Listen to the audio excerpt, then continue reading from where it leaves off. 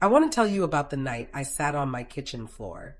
Not the night anything dramatic happened. Nothing dramatic happened.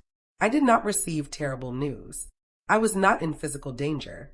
On the surface, it was an ordinary Tuesday night in March in my apartment in Phoenix, Arizona.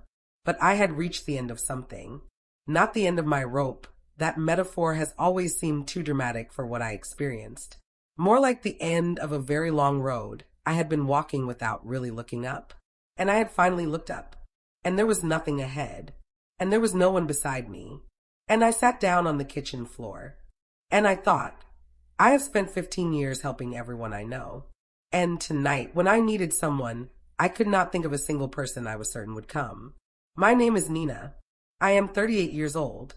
I have been, for as long as I can remember, the person people call. Not because I advertised the role. Not because I was particularly saintly or because helping was always easy or because I never wanted anything in return. I help because it is genuinely who I am, because seeing someone in need and being able to address that need is, for me, one of the most satisfying experiences available. I helped, and helped, and helped. And on a Tuesday night in March, when I was 36 years old and had just received a diagnosis that frightened me more than anything I had experienced as an adult, I sat on my kitchen floor and understood something I had been avoiding understanding for 15 years. I had been giving to people who were not, in any equivalent sense, giving back. And the question of what to do with that understanding, how to grieve it, how to reckon with it, how to change it, is the story I want to tell you today. I want to describe my life before the kitchen floor because I think the description matters. I was not unhappy. I want to say that clearly because the story of a person who gives too much is often told as the story of a miserable martyr, and that was not my experience. I had a job I genuinely loved. I worked as a social worker for a nonprofit that served families in crisis, which tells you something about what I had decided my purpose was. I had an apartment that was mine and that I had made comfortable. I had interests, hiking, cooking, a long-standing book group that met on the first Tuesday of every month, and that was, in many ways, the most consistently nourishing part of my social life. What I also had was a phone that rang constantly. My friend Danielle, when her marriage was falling apart, 3 years of it, the long, slow collapse kind that requires someone to be there for the same conversation in slightly different forms month after month. I was there. Every call. Every text, every lunch where we sat across from each other, and I listened while she processed, and I offered what I could, and I drove home afterward feeling the particular good tiredness of someone who has done something that mattered. My colleague James, when his mother was sick, and then when she died. The hospital visits, the calls to check in, the casserole I brought without being asked. The afternoon I took off work to sit with him in the particular companionable quiet of two people who do not need to fill every moment. My sister Rachel, whose life contained a series of situations that required my involvement, not because she was irresponsible, but because she had a particular quality of crisis that she could not navigate alone and that she had always, from childhood, brought to me. I was the older sister, the capable one, the one who figured things out. I helped all of them. And I mean helped genuinely, substantively, in ways that cost real time and real energy, and that I offered without keeping a running account. But here's the thing about not keeping an account. The account keeps itself, not consciously, not in the way of a transaction ledger that you check nightly, but in the body, in the specific quality of a fatigue that accumulates not from the amount of the giving, but from the asymmetry of it, from the slow, cellular understanding that the flow has been in one direction for a very long time. I did not understand this clearly until the kitchen floor. But looking back, I can see it in the years that preceded it. The particular heaviness that arrived when my phone rang, the fraction of a second before I answered when some part of me was already bracing, the fact that I had stopped at some point I cannot precisely identify, mentioning my own difficulties to the people I helped. Not from pride, from a lack of expectation that the mention would produce what I needed. I had learned, without knowing I was learning it, that in these relationships, I was the giver. And givers in these relationships did not ask for the giving to be returned. The diagnosis was an autoimmune condition. I am not going to specify it further because the specific condition is less important to this story than what the diagnosis represented, which was the first significant health challenge of my adult life, the first thing that arrived to tell me that my body had limits, and the first moment when I genuinely needed support in the way I had been providing support to others for 15 years. It was not life-threatening. I want to be clear about that because I do not want this story to be more dramatic than it was. It required treatment, and the treatment had effects, and there was a period of months when I was not fully myself in the way I was used to being. But it frightened me, more than I expected, and more than I showed to most people, because showing fear was not something I had much practice in.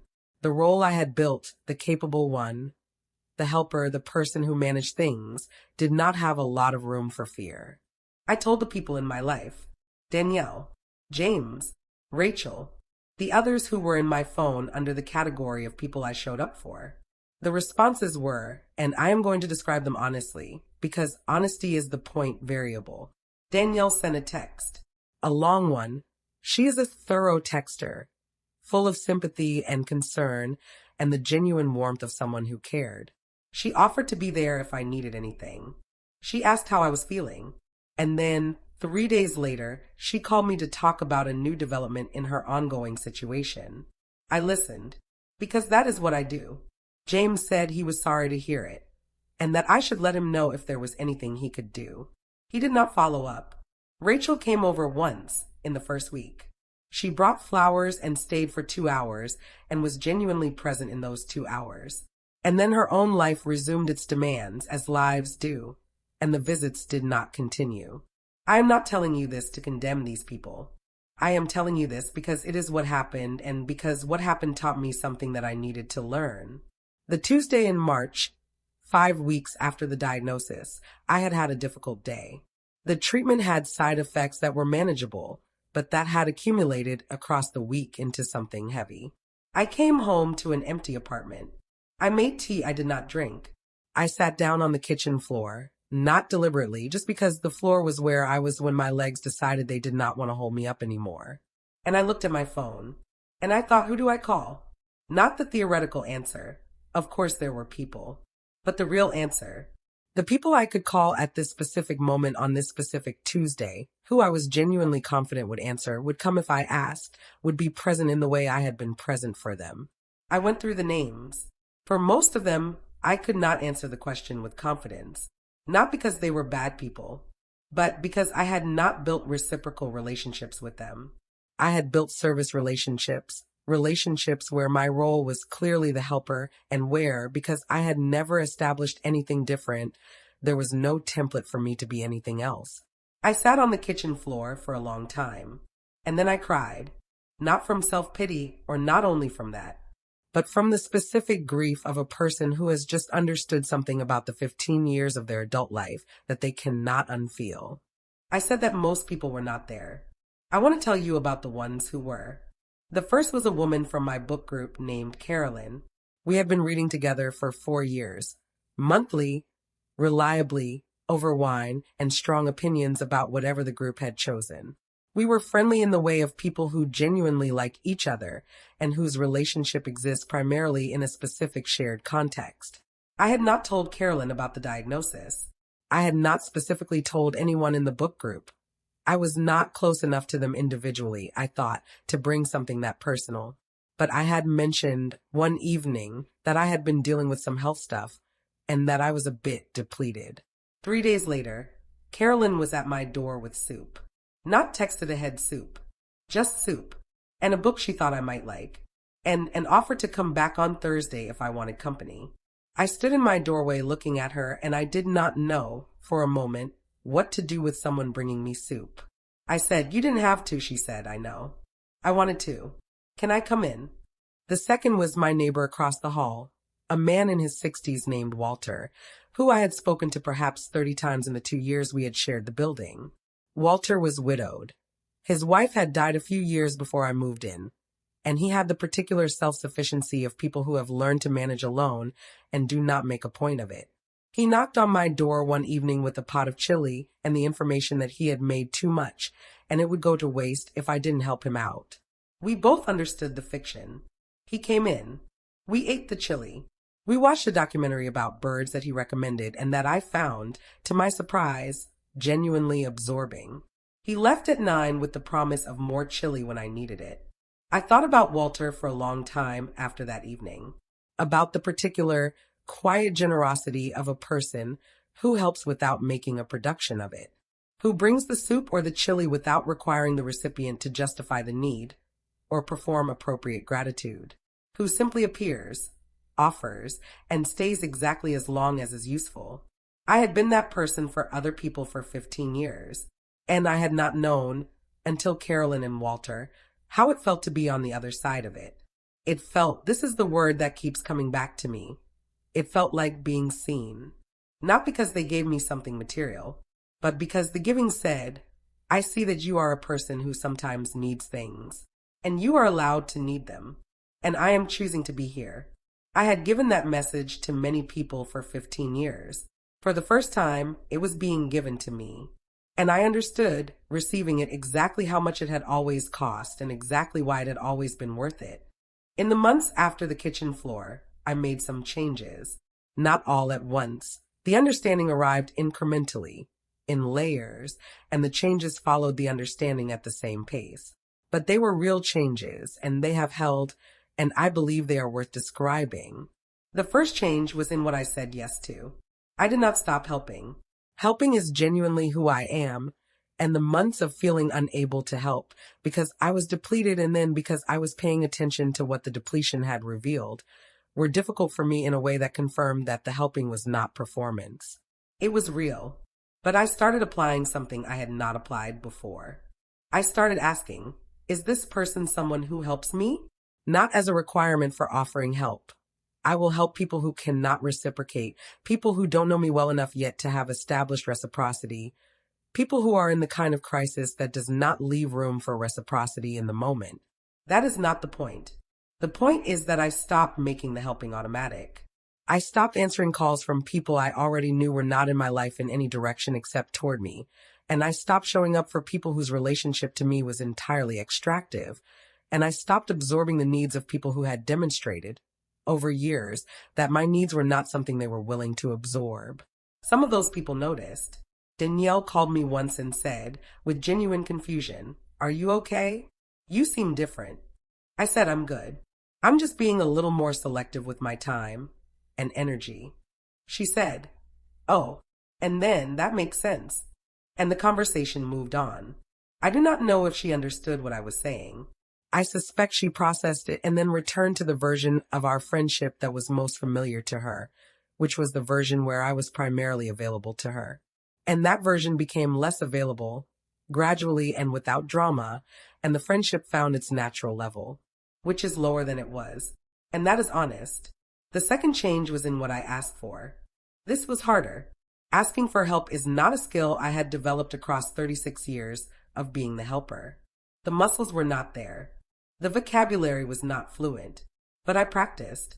I told Carolyn, over one of her soup deliveries, that I was finding the weeks genuinely hard and that I appreciated her coming.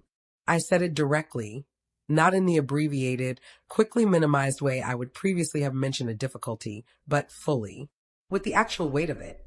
She said, "I know. I can tell. I'm glad you're letting me be here." Letting me be here. As if the allowing was the gift. As if the thing she was offering me, her presence, her soup, her completely uncharged company, was something she was receiving by being permitted to give it. I thought about that for a very long time. And I understood something that I think is the most important thing this whole story has taught me. When I help people, I was not only giving to them.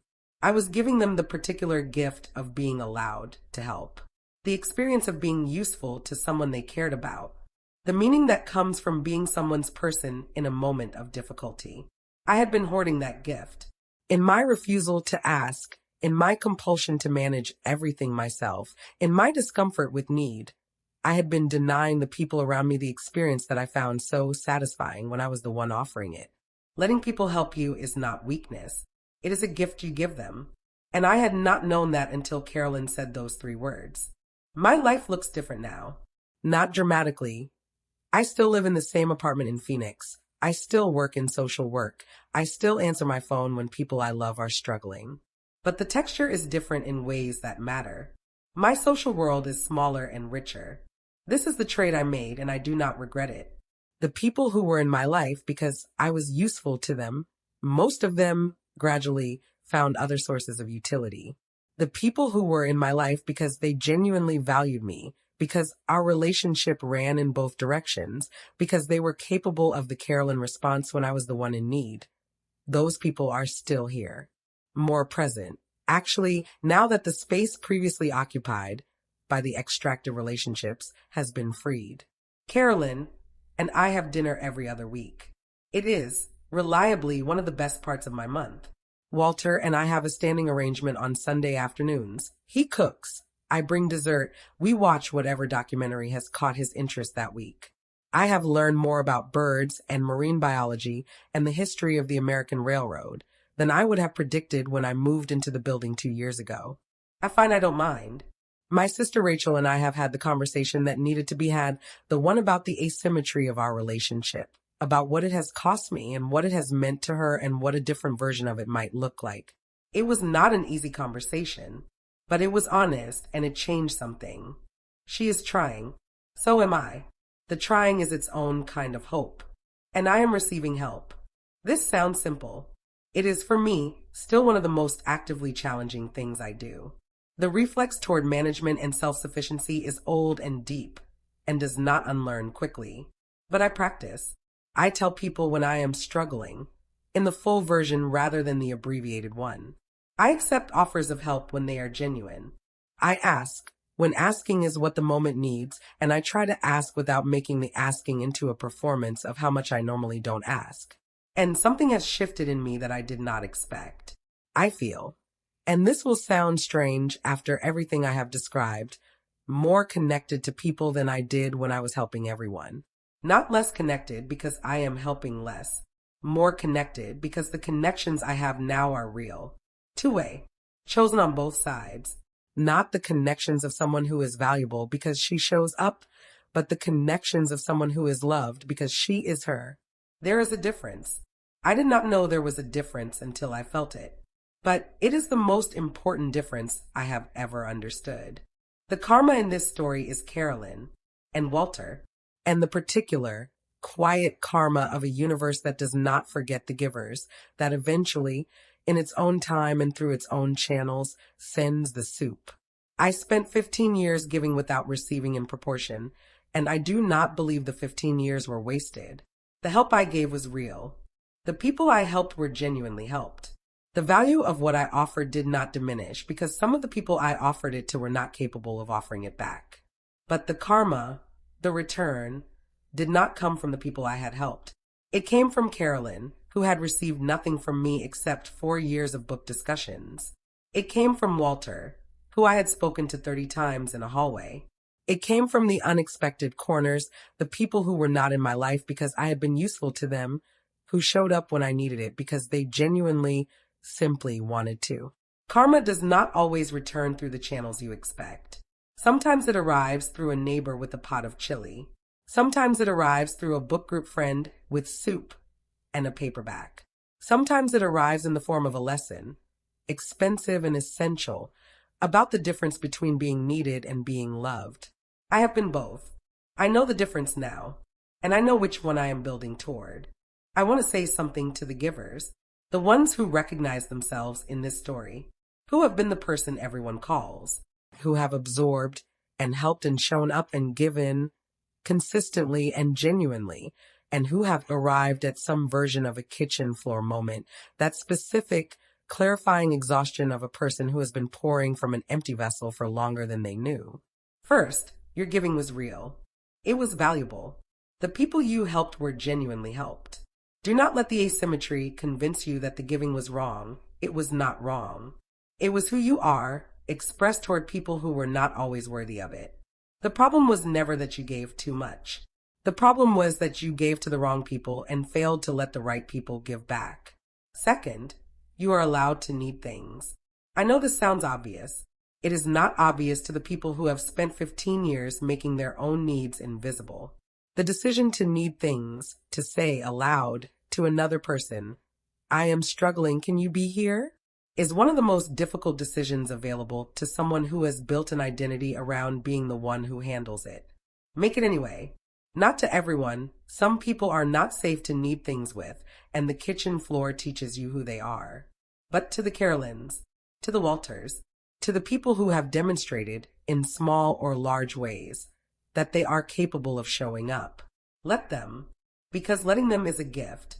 Because the experience of being needed by someone you love is one of the most meaningful experiences available. And in refusing to need, you have been withholding that gift from the people who actually wanted to give it. And third, your worth is not your usefulness. I did not know I believed it, but I did, that I was valuable to the people in my life, primarily because of what I provided. And when I stopped providing as freely, I expected the relationships to reflect the reduction. Some of them did. And those relationships told me everything I needed to know.